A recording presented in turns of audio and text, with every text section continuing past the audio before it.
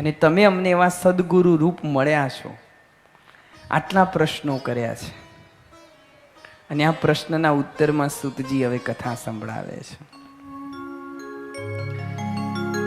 પ્રીતિ શૌનક ચિત્તે તે યતો વચમી વિચાર્ય ચ સર્વ સિદ્ધાંત નિષ્પન્નમ સંસાર ભયનાશનમ. હે શૌનક, તમારા હૃદયની અંદર ભગવાનની કથા સાંભળવા માટેની પ્રીતિ છે, એટલે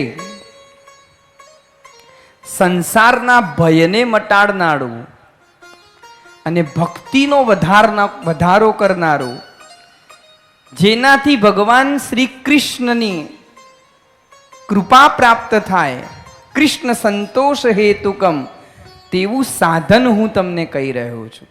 તદહમ તે વિધાસ્યામી સાવધાનતયા શૃણુ. તમે સાવધાન થઈને સાંભળો. કાલ વ્યાલ મુખાગ્રાસ ત્રાસ નિર્ણાશ હેતવે. કાલરૂપી સર્પના મુખની અંદર બધા જતા જાય છે. તેમાંથી મુક્તિ માટે જે સુખદેવજીએ કહેલું છે તે સાધન હું તમને કહી રહ્યો છું. જન્મ જન્માંતરના પુણ્ય જ્યારે પૂર્વ ક્ષિતિજે ઉગે ત્યારે વ્યક્તિને ભાગવતની પ્રાપ્તિ થતી હોય છે.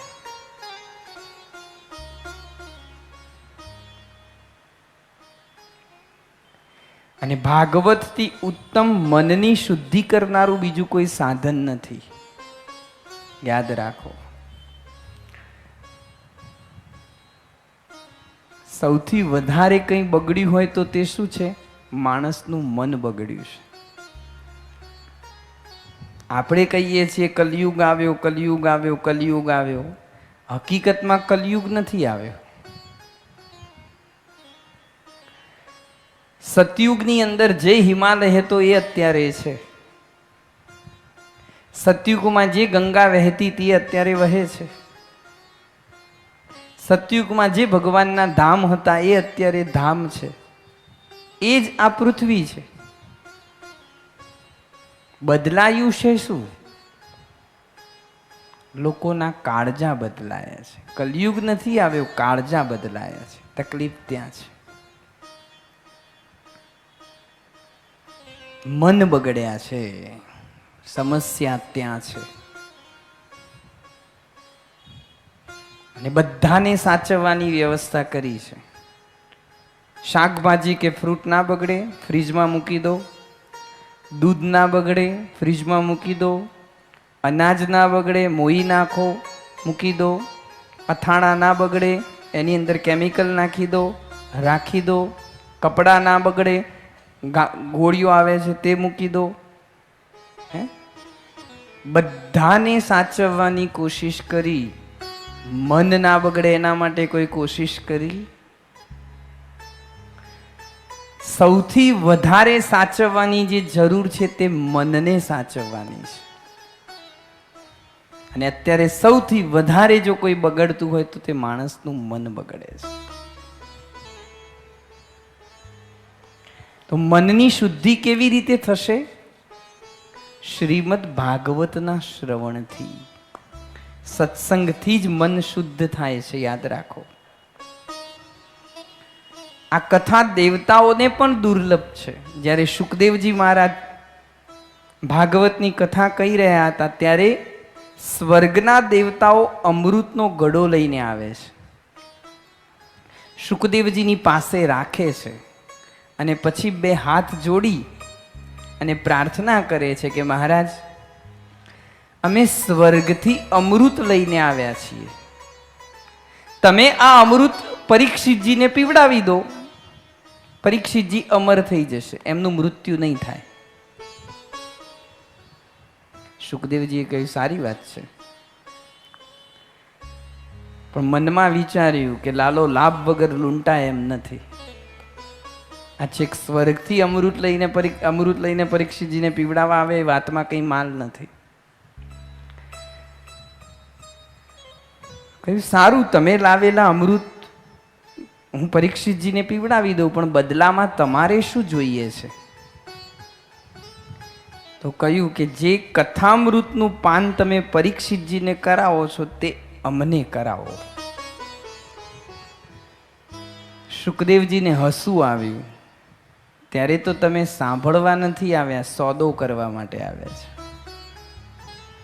સાંભળવા માટે આવ્યા હોત તો શાંતિથી આવીને બેસી ગયા હોત.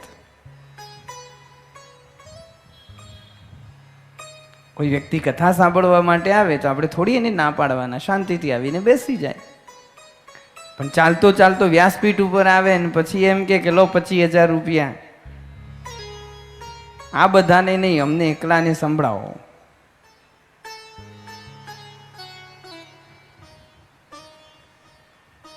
સુખદેવજી હસતા હસતા કે ક્યાં તમારો આ કાચનો ટુકડો ને ક્યાં મૂલ્યવાન મણી?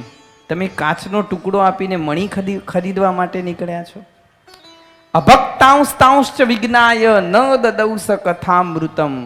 દેવતાઓને અભક્ત જાણી અને સુખદેવજી એમને કથા ન આપી. કથા કોને આપવી અને કોને ન આપવી એમાં વક્તા પૂરેપૂરો સ્વતંત્ર છે. એને ઈચ્છા થાય એને સંભળાવે, એને ઈચ્છા ન થાય તો ના પણ સંભળાવે. પણ દેવતાઓ જે અમૃત લાવ્યા હતા તે અમૃત પીવું કે ન પીવું એનો નિર્ણય પરીક્ષિતજીને કરવાનો હતો. એટલે પરીક્ષિતજીને પૂછ્યું કે તમારે પીવું છે? પરીક્ષિતજીએ કહ્યું મહારાજ આ બંનેમાં ફરક શું છે? કહ્યું જુઓ, દેવતાઓ જે અમૃત લઈને આવ્યા છે તે અમૃત તમે પીશો તો અમર થઈ જશો, તમારું મૃત્યુ જ નહીં થાય. પરંતુ કથામૃતનું પાન કરશો તો અભય થઈ જશો. અને અમરત્વ કરતા અભયત્વ શ્રેષ્ઠ છે.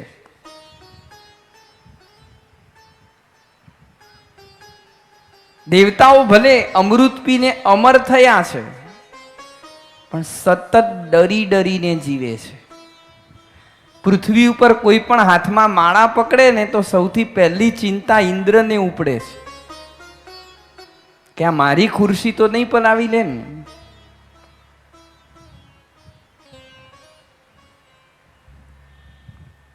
અભયત્વ વિનાનું અમરત્વ અભિશાપ છે, યાદ રાખો. એ વરદાન નથી, એ શાપ છે.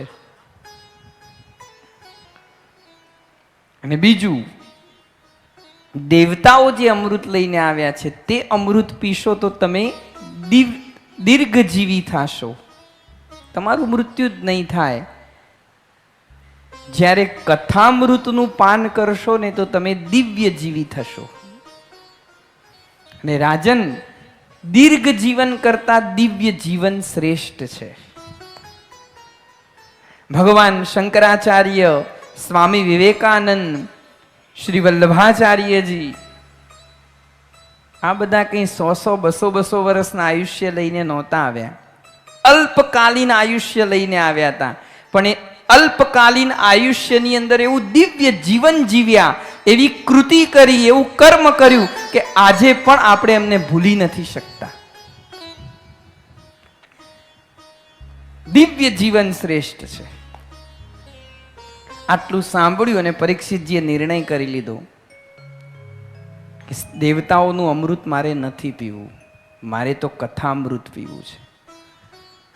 મારે અમર નથી થવું, મારે અભય થવું છે.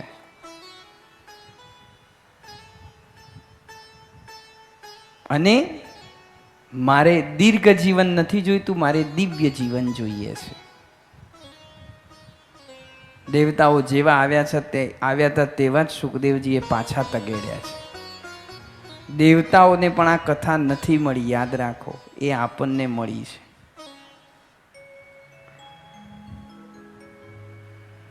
જ્યારે પરીક્ષિતજીએ કથા સાંભળીને 7 જ દિવસમાં પરીક્ષિતજીનો મોક્ષ થયો તે જોઈને બ્રહ્માજીએ સત્યલોકની અંદર તાજવું બાંધ્યું.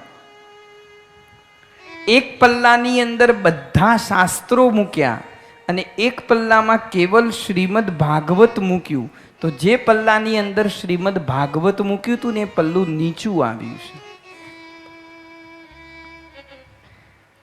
ત્રાજવું બાંધ્યું એનો અર્થ તુલનાત્મક અભ્યાસ કર્યો છે, તેવું શ્રીમદ ભાગવત છે. પૂર્વે આ કથા નારદજીને સનકાદી ઋષિ મુનિઓએ સંભળાવી હતી. જોકે નારદજી આ કથા પોતાના પિતા બ્રહ્માજી પાસેથી સાંભળી હતી, પણ એની વિધિ, કેવી રીતે કથા કરવી એનું વિધિ સનક કુમારોએ નારદજીને સંભળાવી છે. બન્યું એવું કે સનંદન, સનાતન અને સનત કુમાર એ બ્રહ્માજીના માનસ પુત્રો છે. 5 વર્ષના બાળક જેવડા દેખાય છે પૂર્વજોના પૂર્વજ, પણ દેખાય છે 5 વર્ષના બાળક જેવા.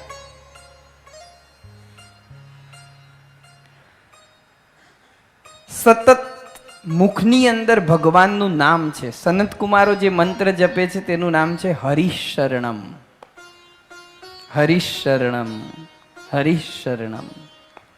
અને આ મંત્ર એવો છે કે આ મંત્રનો જે જપ કરે ને એને ગઢ પણ આવે નહીં.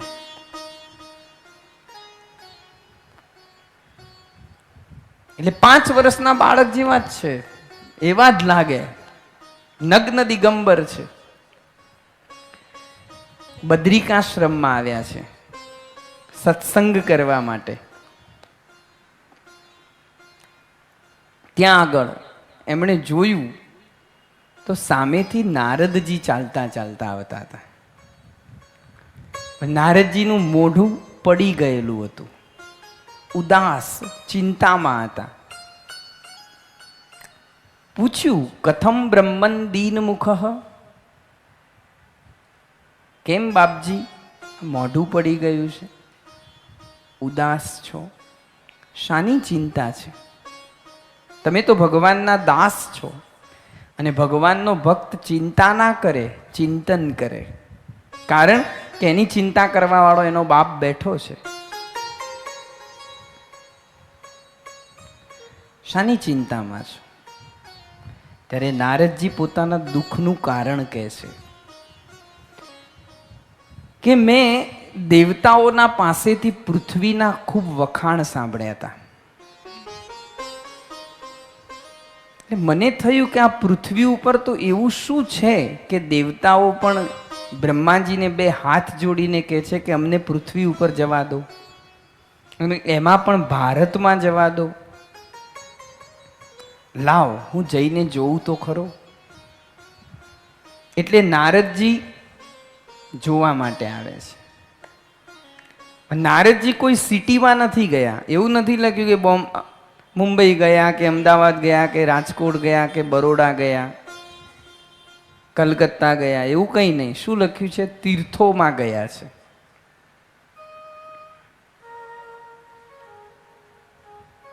અહમ તુ પૃથ્વીમ યાતો જ્ઞાત્વા સર્વોત્તમામિતિ પુષ્કરંચ પ્રયાગમ ચ કાશીમ ગોદાવરીમ તથા. પુષ્કરમાં ગયા છે, કાશીમાં ગયા છે, ગોદાવરીના તટે ગયા છે, હરિદ્વારમાં આવ્યા છે. અને આ બધી જગ્યાએ નારદજી કહે છે કે મેં જે જોયું ને તેના કારણે મારું મન હતું ને એ ખિન્ન થઈ ગયું, ઉદાસ થઈ ગયું. કારણ કે મેં જે સાંભળ્યું હતું એમાંનું મને કશું જ જોવા નથી મળ્યું, એનાથી ઉલટું જોવા મળ્યું છે. શું જોયું બાપજી? કયું? કળિયુગ જોયો છે. ચારે તરફ અધર્મ ફેલાઈ ગયેલો જોયો છે. સત્ય જોવા મળતું નથી, તપ જોવા મળતું નથી, દયા જોવા મળતી નથી, દાન જોવા મળતું નથી. લોકો કેવલ ને કેવલ પેટ ભરું થઈ ગયા છે. કડવું બોલે છે. કળિયુગના વર્ણનો લખ્યા છે અહીંયા. બધા વાંચવા જેવા નથી, કારણ કે વાંચીશું ને તો એવું જ લાગશે કે આપણી વચ્ચેથી જ નારદજી આંટો મારી નીકળ્યા છે.